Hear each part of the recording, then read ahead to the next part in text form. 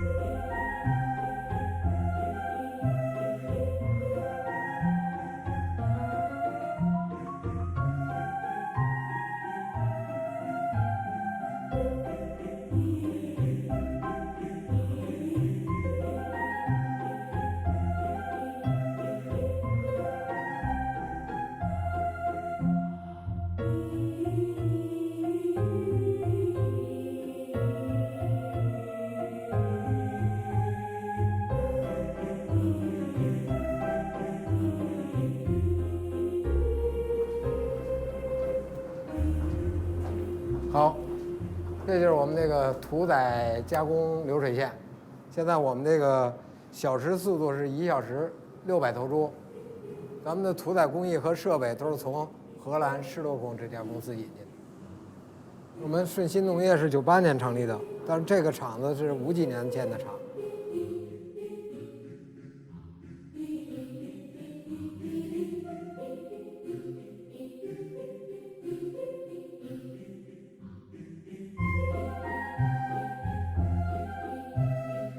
Pigs in North Carolina were owned by traditional family farmers, raising about 2 million pigs. There were about 22,000 of them. They all got replaced by this factory system. And initially, Smithfield Foods and Murphy were the owners of that. They were American corporations. But now they've been bought out by a group called the WH Group, the old Shunwei Corporation out of China. It's a multinational corporation headquartered in China. You know, very wealthy. You know, they made, I understand their profits for the first quarter of this year, just their net profit, first quarter of this year was $200 million. And you look out at all those cesspools and you say to yourself, hey, they got the money to fix this. What's holding everything up? Well, what's holding everything up is the fact that they don't want to spend that money to fix the problem. They'd rather externalize the cost of their waste treatment on the people of North Carolina. Yeah, what we're going to do, this will film our whole trip as we go through swine country. It'll pick up everything we see all along the way, and then if we spot some illegal discharges, then we'll do some special filming of that. 531 to maintain 4,000 and halfway make sure it's You're going to see more cesspools and more fecal and urine wastes being stored in open storage than you'll find anywhere in the entire world. North Carolina is second in the production of swine. We got 8 to 10 million swine here. That's a little less than they're doing out in Iowa. But the problem we have, which is a humongous problem, is we've got all these pigs tightly packed together in huge city-like environments. And all their waste is being concentrated in the coastal plain of North Carolina, which is an environmentally sensitive area. I mean, it's full of waters, wetlands, streams, creeks, and rivers.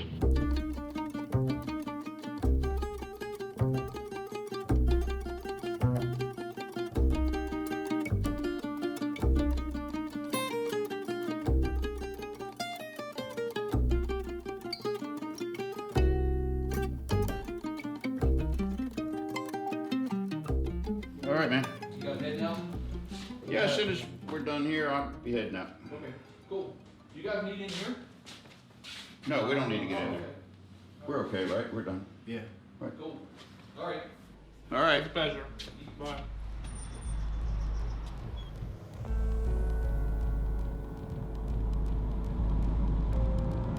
not anti-farmer or anti-business in North Carolina. We're just about doing it correctly and not polluting the citizens of North Carolina's waterways. Concentrated animal farms are in poor rural communities where the community does not have a voice to put up a fight to restrict these facilities from coming in here. And when they come in here, they preach about having jobs and to help the community, but even then, the jobs aren't what a community member would want. They're, working in a slaughterhouse or working on a hog farm is not easy work, and it's you very rarely see the owners of these facilities living on site. Rain. Visiting Miss Elsie Herring. Hi. Good to see you. Okay, you guys made it. I just tell them to pull on up. The spray field's right there. So we don't open up the windows on this side. This is the bathroom window. The room next door was my brother's bedroom, and the window this way is the kitchen window. So we don't open these windows at all on this side facing the spray field. The CAFOs are back here. To the south of my mother's house, right back here, straight back. But you can't see them from here. But you can see them from the mail route road. When it's pea spring, that means it's raw. So that means we are inhaling this stuff when everything is live.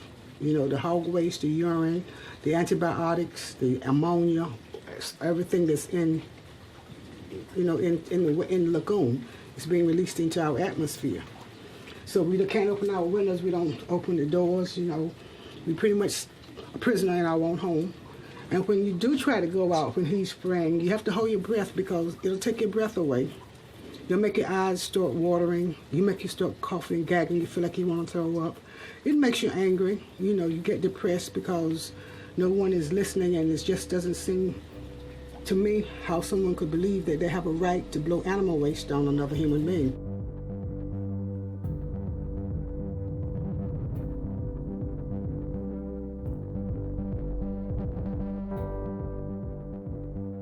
During the 90s, we saw 90% of all our hog farms disappear in the United States. The cash market dwindled from 100% of the market to less than 5% of the market.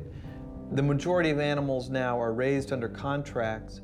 And so you saw this traditional, profitable industry for raising hogs get wiped out and replaced with this new way of raising animals that was industrialized and centrally controlled. It was really a corporate takeover, and it happened in a very short period of time.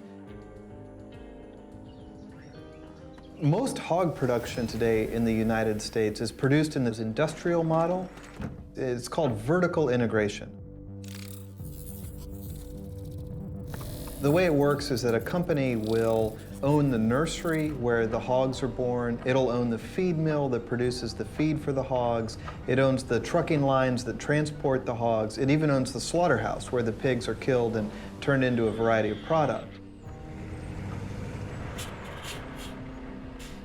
This was a business that used to be a pillar of rural America. And then it got taken over by Smithfield. And, this is a company that had spent decades devouring independent firms in the United States and acquiring a kind of market share that never should have been allowed to fall under the umbrella of one firm. It is not a good idea to allow one firm to control 30% of the entire market in the pork industry or food industry. Once that happened, though, it became a very attractive target for any kind of overseas company that could afford to buy it. Just a huge sector of productive capacity in rural America. I mean, we're talking about thousands of large-scale farms.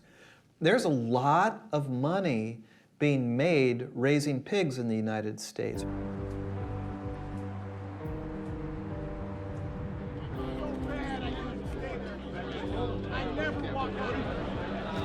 Well, down here, this is now the financial room here we're standing in. So over here we have bond option trading. We have T-bonds here.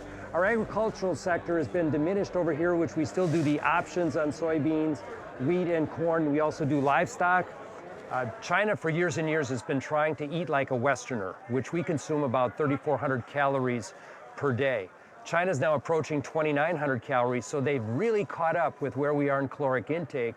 China has the largest hog herd in the world, accounting for about 47% of all pork productions. But again, when we look at meat consumption or caloric consumption going forward, it's got to happen in countries like Bangladesh, Nigeria, Pakistan, India. These are going to be the big drivers of calories over the next 10 to 20 years. Heretofore, they don't have the GDP rates to expand their meat consumption, much like China didn't become a big meat consumer until the 2001-2002 period when its GDP levels started to rally dramatically.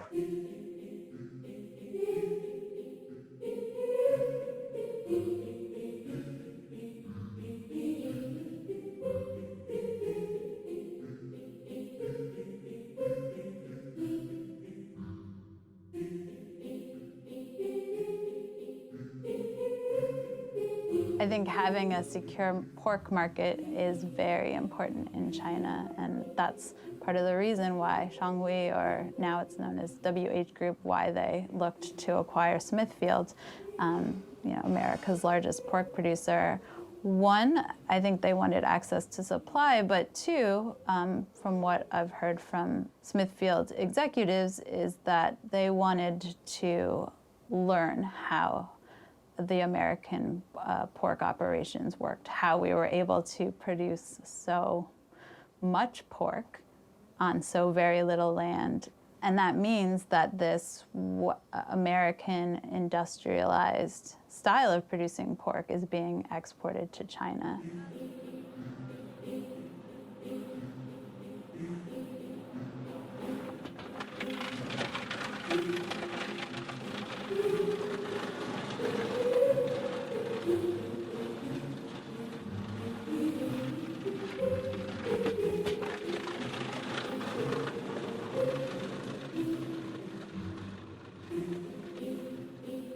In the United States, the pork processing industry is highly concentrated. I think the last figure was that 4 firms controlled about 70% of pork processing in the United States.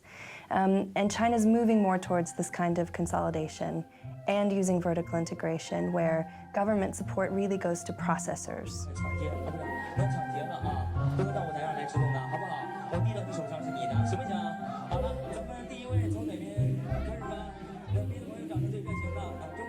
这个企业最早是1960年左右建厂，那么一开始也是宰鸡、宰猪，后来到了这个92年，这个政府要求咱们要这个集中屠宰、检疫，所以说呢，就是在这个企业来逐步在这个扩大，年300万头，这个企业大概销售额是每年40个亿人民币左右。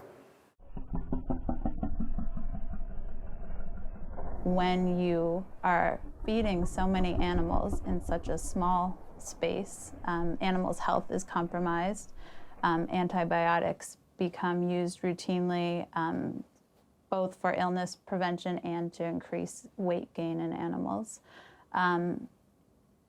In general, if you have a few pigs on a farm, their waste is an asset. It's something you can spread on your fields. It's a fantastic fertilizer. You have a complete nutrient cycle.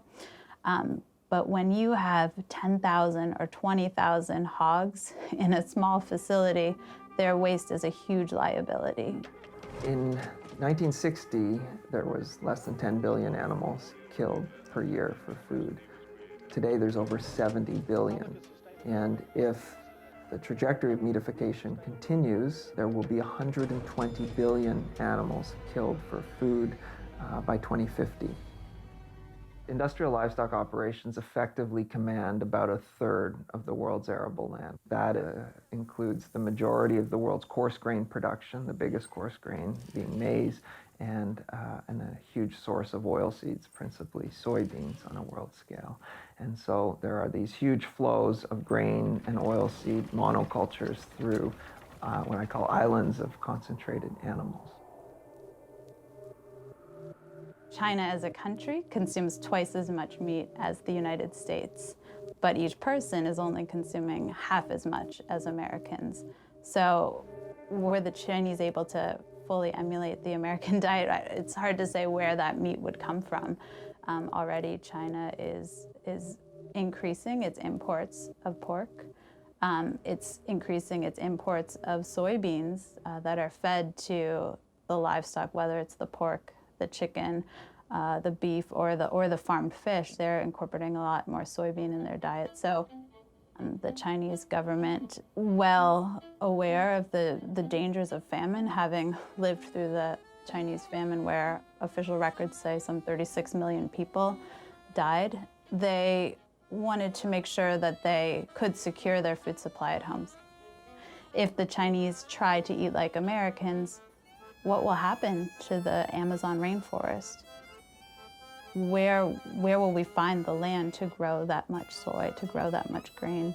There's just not any empty frontiers anymore on the planet.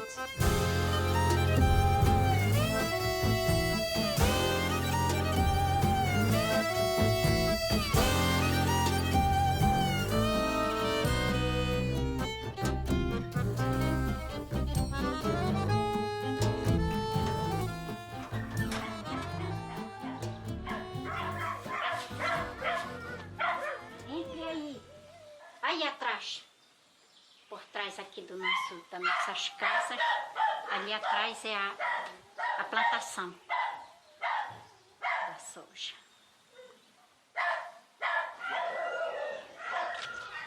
Ó, tem uma rede aqui.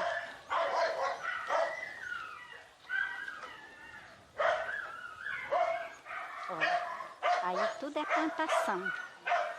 A vila todinha. Tem a soja por aqui, do outro lado, por lá. Tudo é soja, a gente está aqui dentro. Antes, o que era a produção da agricultura familiar antes, hoje tudo virou campo de soja. Que esse produto não fica aqui, né? Tudo levado para fora.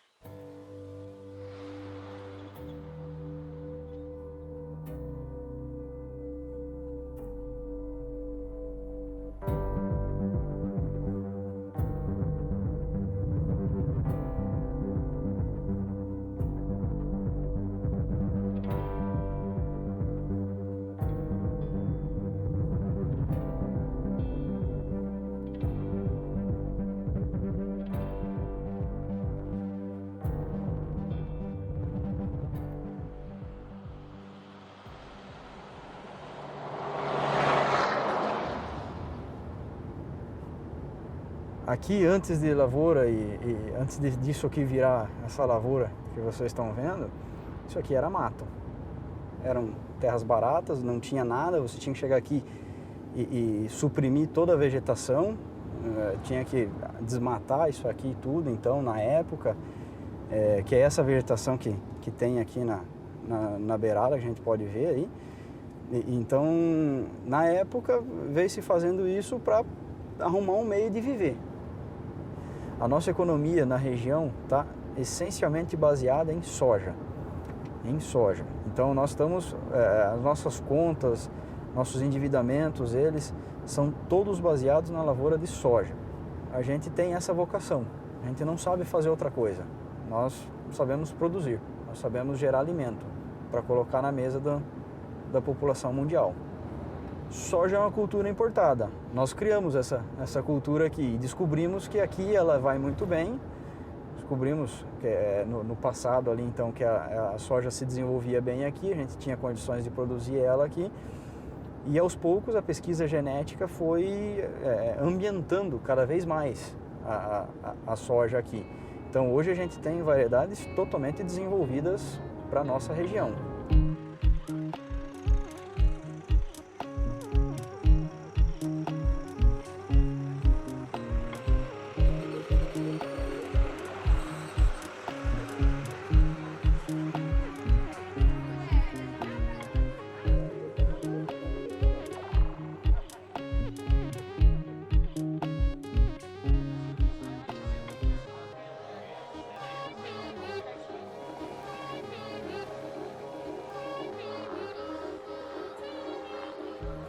Eu era pequeno agricultor lá no Rio Grande do Sul, tinha 15 hectares.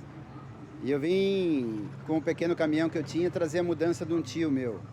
Eu era jovem, muito entusiasmo, achei que poderia fazer aqui um futuro bom. As oportunidades foram surgindo, combinou, é uma combinação de fatores. Está no lugar certo, no momento adequado em que o mundo começou a demandar proteína, demandar alimentos. Tinha o sonho inusitado, um pouco lúdico. E felizmente foi melhor do que o sonho.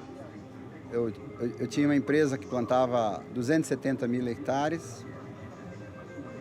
Aí eu fiz a abertura de capital e vendi 70% da empresa. Sou hoje acionista e sou conselheiro.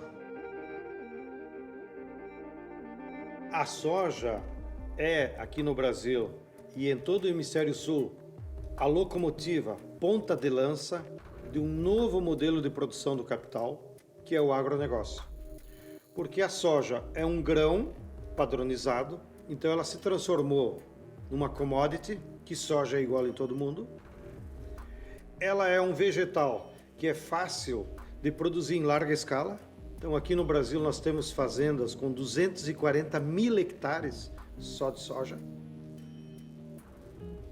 E ela tem um mercado mundial controlado por apenas 5 empresas. A Bunge, a Monsanto, a ADM, a Cargill e a Dreyfus. E com isso eles especulam com o preço, especulam com os estoques e manipulam, porque eles transformaram a soja na principal matéria-prima do alimento animal, seja para porco, para vaca, para galinhas, e na principal matéria-prima hoje para o alimento humano. Então, o mundo se transformou em uma grande pocilga, em que as multinacionais usam a soja como se fosse o único alimento do mundo. We have the same seeds, the same agrochemicals, the same trading companies, the same price-setting mechanisms, the same players. It's a very homogeneous production system, even though it's very diverse in its integration into radically different ecosystems and social settings. It's a production system that generates its own homogeneity in order to be able to attend this global market.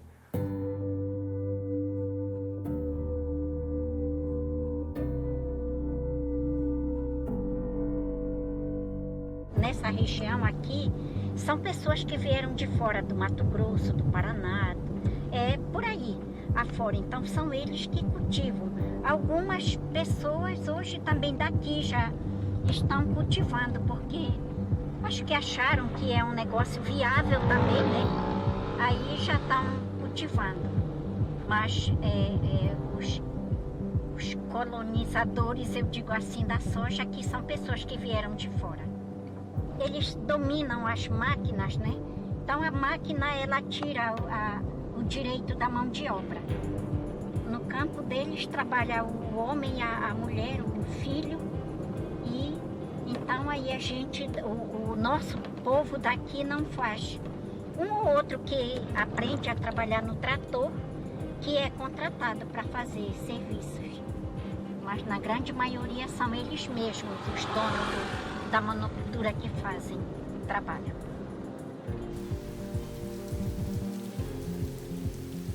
Tá bom então, dona Rúbia. Obrigada. Até. Amém. Tchau. Feliz Páscoa. Para vocês também.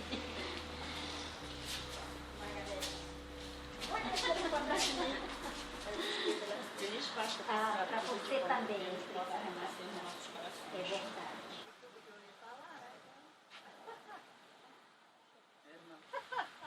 O que tem lá? Feijão de soja? Feijão não, aqui não é de soja não. Ele é baiano, né? Eles tomam conta do mercado todo. Do mercado geral eles tomam conta da soja, do milho. O da gente não tem quase valor. Porque a empresa que vende essa caju aí, ela compra só do grande. Não, o pequeno não tem como. Você fazer você planta aqui um milho, você planta um milho, você recolher, não tem pra onde você vender. No final não tem lucro. Tem mercado para pessoa grande. E também, para a gente plantar uma soja, tem que ter um trator, tem que ter todo tipo de máquina. A gente não tem, por enquanto não tem condição de comprar esse material, né? Mas para soja, por enquanto, o pequeno não tem espaço grande. Essa é a realidade. Porque eles plantam, eles têm como combater as pragas. A gente planta, não tem como combater. Aí as pragas que eles vêm tudo para dar gente. Aí a gente planta um feijão hoje. Vamos supor, a gente faz uma hora plantar um feijão, a gente da pequeno agricultor. Lá ele joga veneno. Aí, só que os bichos vêm tudo para dar gente. Aí não tem como a gente combater essas pragas. De primeiro o pai da gente botava roçado, né? A gente tirava dois camburões de feijão, até 3. Daí não é mentira não. Agora as pessoas botam, não tira, porque as pragas do rio vêm tudo por dar gente. Não tem, pede semente. Que lá nos Estados Unidos, na China, não tem mato para eles plantar soja, não. Só querem vir para o Brasil, pegar daqui do Brasil e levar para lá. Na África, não passa aquelas séries da África que só é mato, por que eles não derrubam para lá, né? Faz o plantio para lá também. Será que não trabalha? Será que não... Sou mais valente.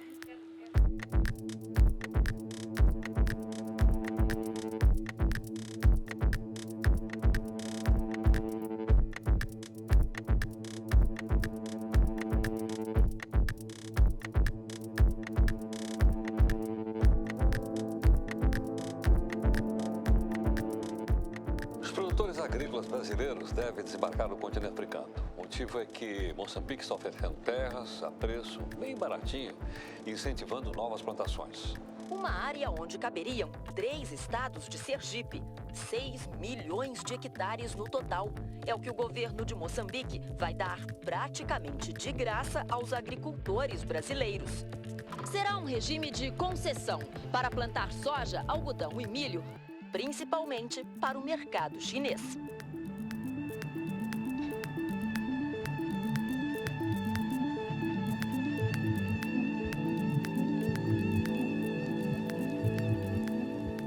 Salama. Salama. É Ali. Salama, Boa tarde, como é que está? Tudo bem, obrigado. Então, essa saúde? Bastante.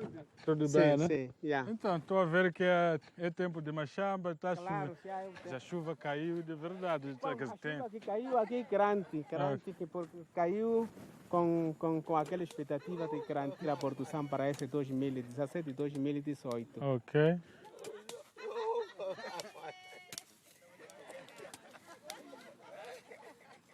Nós aqui não temos espaço de terra. Okay. Entre nós aqui há conflitos de terra. E que tal se vêm os investidores? O conflito está a piorar. A terra é para os moçambicanos. Nós não estamos contra o desenvolvimento, mas sim que esse desenvolvimento seja consultado à comunidade. Okay. Embora que os nossos membros do governo se defendam que olha, leite, não sei o quê, mas nós não nos alimentamos com soja. Nós nos alimentamos com nossos produtos locais aqui. Nós estamos a aconselhar o governo que a primeira coisa para a implementação tinha que ser lá, primeiro consultado, perguntado, apresentado ao camponês, que é no âmbito das auscultações a nível dos distritos, a nível da província e a nível nacional, que as auscultações não foram abertas e não foram públicas. Mas exatamente o que aconteceu foram algumas ameaças, intimidações. Muitos camponeses foram ameaçados, foram notificados, foram intimidados. Então, no seu entender, o Por Savana não é para os camponeses? Não, o Por Savana não é para o camponês. O Por Savana não é para o camponês.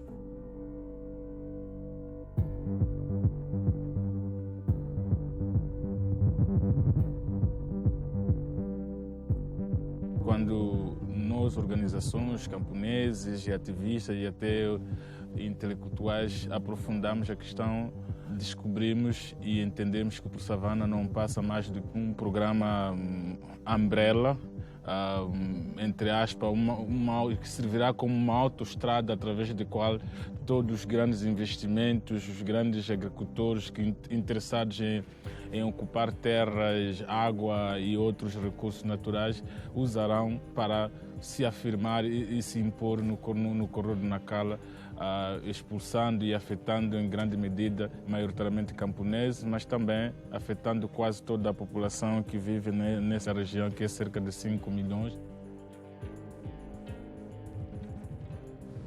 Essa é a sua área? Também vai ser ocupado? Não. Mas isso é declaração, né? Isso é declaração daqui na China. Vocês não têm doato, vocês têm um certificado de delimitação que diz que a vossa comunidade está delimitada, vocês conhecem os limites, mas não é doato. Não é doato. Não. Então aí quer dizer que vocês têm que ficar mais atentos, porque como Cassie ou outras pessoas podem ter pedido doato. A comunidade tem que lutar para ter doato, apenas tem delimitação. Sim. Porque se deixarmos, vai acertar.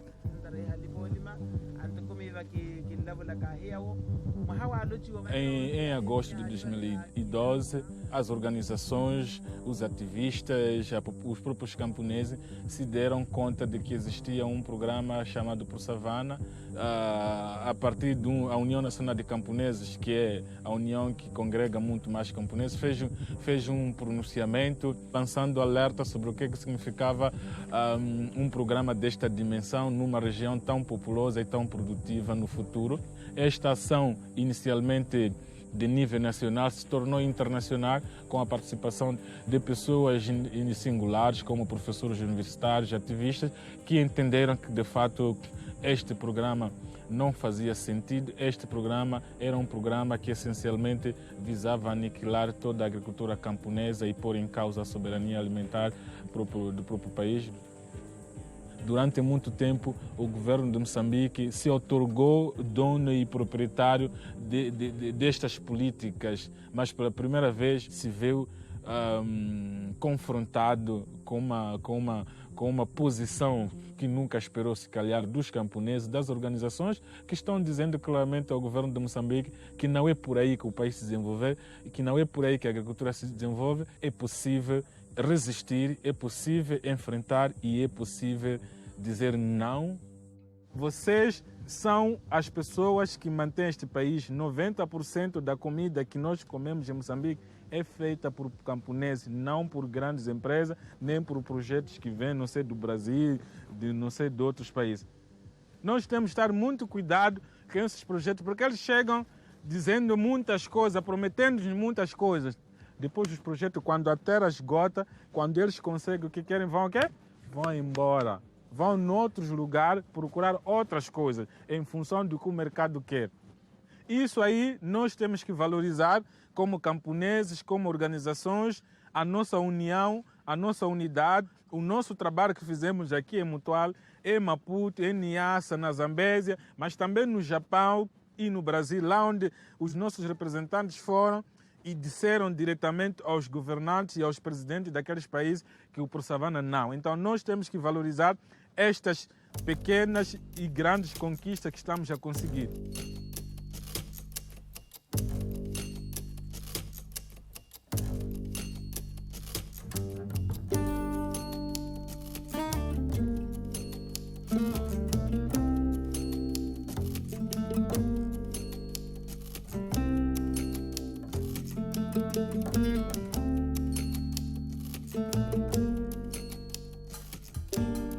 Então a gente tem aqui o mapa da Amazônia, onde que a gente pode ver diversas coisas. Toda essa área vermelha que a gente vê é o desmatamento que já ocorreu na Amazônia. Mais ou menos 19% da Amazônia já foi desmatada. E essa região aqui, que vem de Rondônia, passa pelo norte do Mato Grosso, sul e leste e oeste do Pará, é conhecido como Arco de Desmatamento. 62% disso é área de soja, 6% disso é área de agricultura anual, basicamente soja.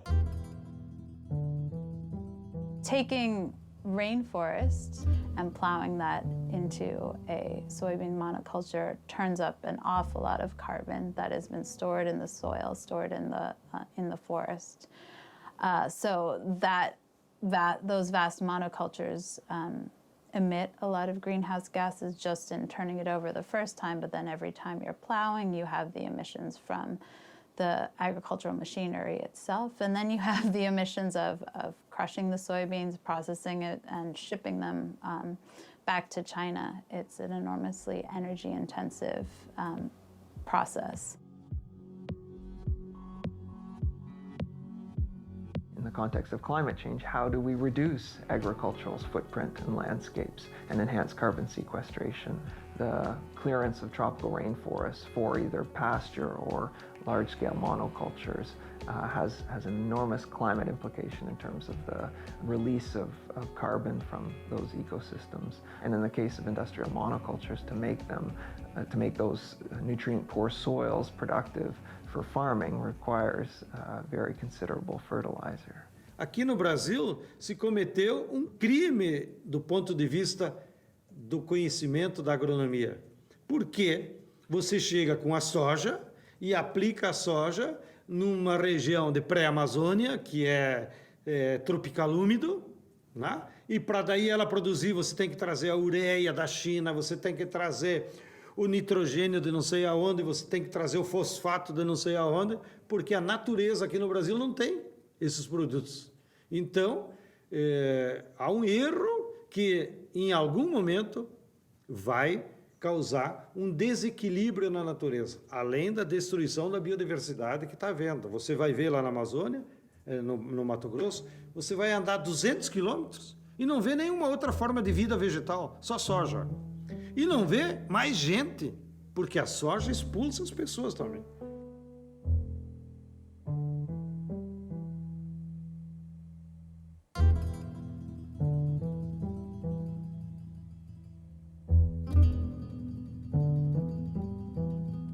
Então nós estamos importando por ano 20 milhões de toneladas de insumos de ureia,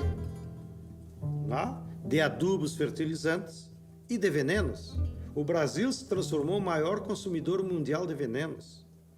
De toda a produção de veneno agrícola do mundo, o Brasil consome 20%. É uma estupidez. Na média, por população, dá 5 litros de veneno por habitante.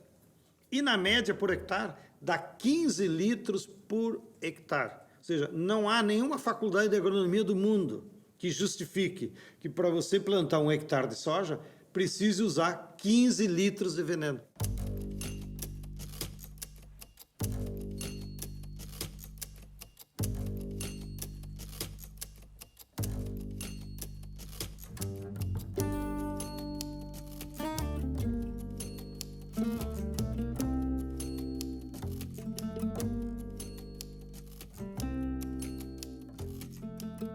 Então isso aqui é soja, que a gente colheu agora esses dias, soja dessa safra.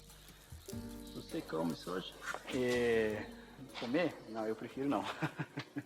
Tem alguns produtos que a gente coloca aqui que às vezes tem que esperar um tempo para comer, para morder o grão.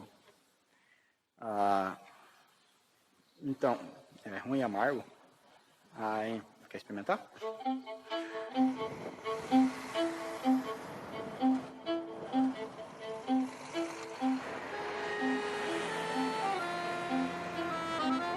É um absurdo. Tu tem que levar soja do Mato Grosso, faz não sei quantos, 3.000 quilômetros de caminhão para chegar num porto, depois mais 20.000 quilômetros de navio para chegar num porto da China, depois mais 2.000 quilômetros de trem para chegar num aviário para criar frango. Óbvio que os chineses devem saber criar frango sem soja.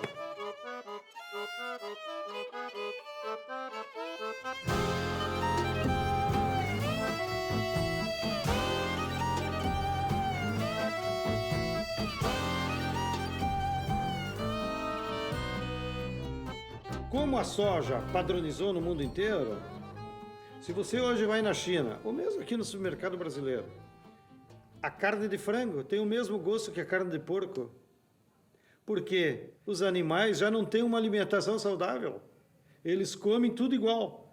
Então as carnes não têm mais a característica do seu lugar. Então uma carne de frango de China não tem gosto de frango, tem gosto de soja. né? Um porco chinês, que eles tinham uma tradição de criar porco familiar, tal, não tem mais gosto de porco, tem gosto de soja, porque tudo é na base da soja.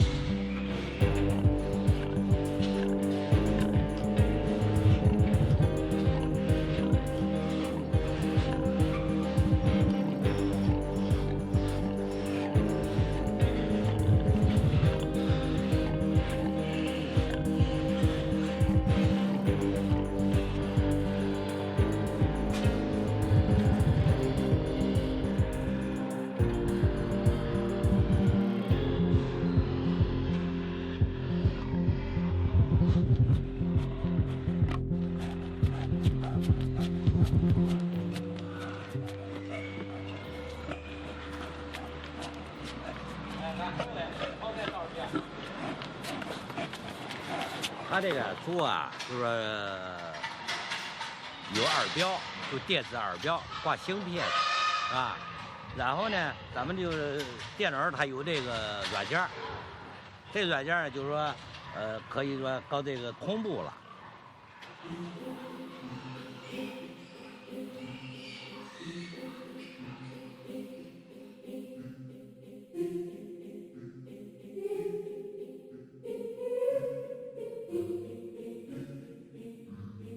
I don't know whether the independent farmer or the farmer with sovereignty is totally disappearing around the world, but I know that wherever there's industrialized agriculture, you're going to see the replacement of the independent farmer with the corporate contract farmer. It's ironic how, ideas of national sovereignty that are usually flared up when we talk about such a transnationally controlled sector end up really neglecting the food sovereignty of the majority of the people in a place like China or in Brazil. In Brazil, peasants, rural workers are displaced, marginalized by this production system that's really geared to produce profit and export commodities. While in China, the peasants are forced off their land, they're disenfranchised, become second-class citizens as migrant workers in the cities.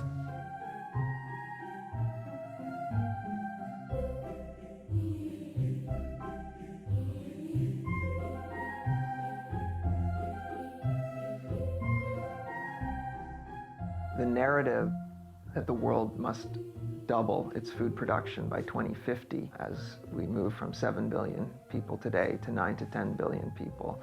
Central to that is rising livestock production and consumption as this inevitable force in world agriculture. And that is something that I think needs to be fundamentally destabilized. It's not inevitable that human beings will continue consuming more and more animal flesh per person. We don't need to be doubling food production. We need to be producing food in very different ways and thinking about diets as a very fundamental part of reconfiguring agricultural systems. For me, it's obvious that we need to eat less meat.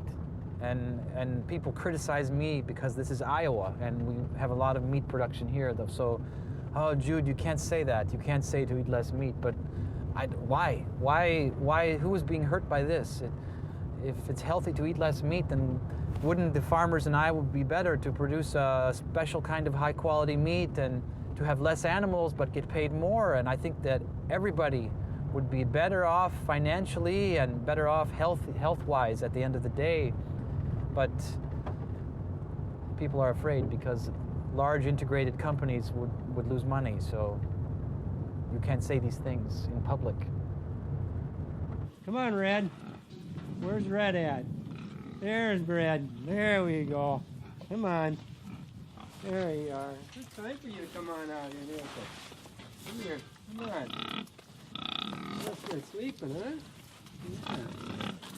Yeah. Is your friend Red? Oh, yes, my friend. Oh, yeah. He always comes.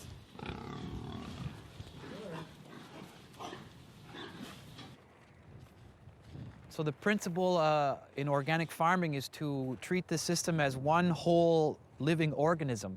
So the earth and the land and the crops are ultimately supporting the animals. But the animals' manure will then return to the system as nutrients to support the earth.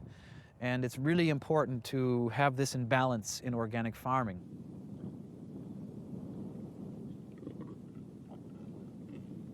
I think the biggest problem is that the regulatory and market structures in the US are not built to accommodate new entrants into the market. There are some really smart people in Iowa who wanted to make an alternative, and they actually scaled up an alternative model. But over time, they became big enough that they attracted hedge fund money from New York. And then they began to change their practices a little bit to ramp up production, and the guy who founded it quit and left. And then just a few months ago, the company itself was purchased by one of the largest agribusiness consortiums in the US, right? So you see how these models get co-opted into the existing system if they're allowed to grow at all. California is so incredible. You can go a short distance and be in a completely different climate. Oh. Well, there are some disadvantages about that too. We were naturally raising pigs outdoors. Of course you would. You know, we never considered not doing it that way. And then instinctively, and it was actually like my childhood in Minnesota, where you would go down any country road and there'd be pigs out in the field, or next to a barn, winter, summer, any season, and they were outside frolicking and rooting around and doing what pigs do, and thriving. And so that was my model, and we did the same thing here, and it was very sensible, and it worked, and it made great pork, and the pigs were happy and healthy. And then the only problem was it was a lot of work, right? And we were trying to kind of streamline the operation through capital investment, and not concerned about, well, what does that mean to the pig's life and its lifestyle? And once I learned more and more about pigs and saw these bigger scaled operations, I said, wait a minute, you know, there's something wrong with that. And as you guys have known, you've seen probably a lot of pigs now. You can look a pig right in the eye and you can tell when they're suffering or when they're happy. And having eyes just like ours, I think, means they're just much easier to communicate with. Oh, we're relaxed. Basically, the food supply is getting into fewer and fewer hands. And there's less and less diversity, there's less and less, it's less and less dispersed. That's really problematic from a lot of different standpoints. And for one thing, when you just think about it in terms of the security of our food system, we're very vulnerable. We should be concerned about the scale and the fact that fewer and fewer firms, a smaller and smaller number of firms, are controlling and deciding what we eat, how we eat it, where we buy it, and deciding that the health and ecological implications don't really matter. They don't really get counted in the idea of what quality food is, of what the price of food is. None of these things are counted, and just a few people are deciding that for us.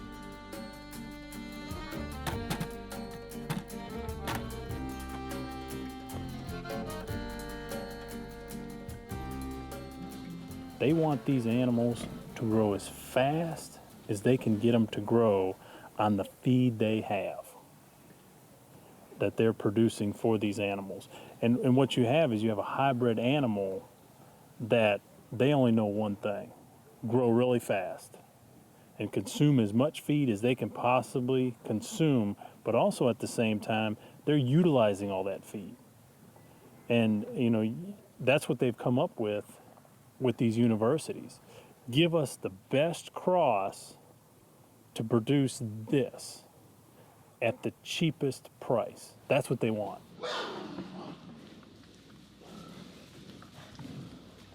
See how they just graze it? They don't dig it up. They graze it.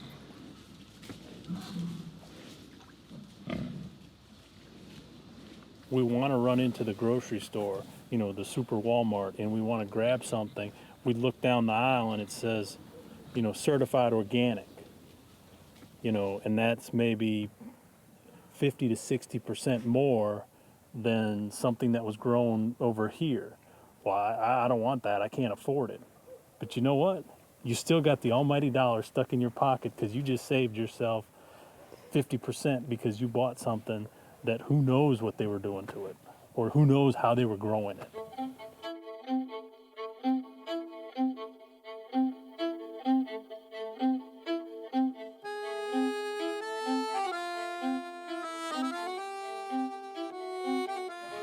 Let me say it this way. As our population begins to grow, and it's growing, one day there won't be no meat because the human beings will have to eat the grain like they did back many years ago when they didn't have so much meat. After a while, it's going to cost, it's already, you can feed more people with soybeans, corn than you can with meat. If you want to feed the starving world, cut out feeding all these cows and stuff like that and feed the people what they can get to fill their bellies. But somebody wants to make money. But they talk about, we want to feed the world. If you want to feed the world, you can feed more world with grain than you can with meat.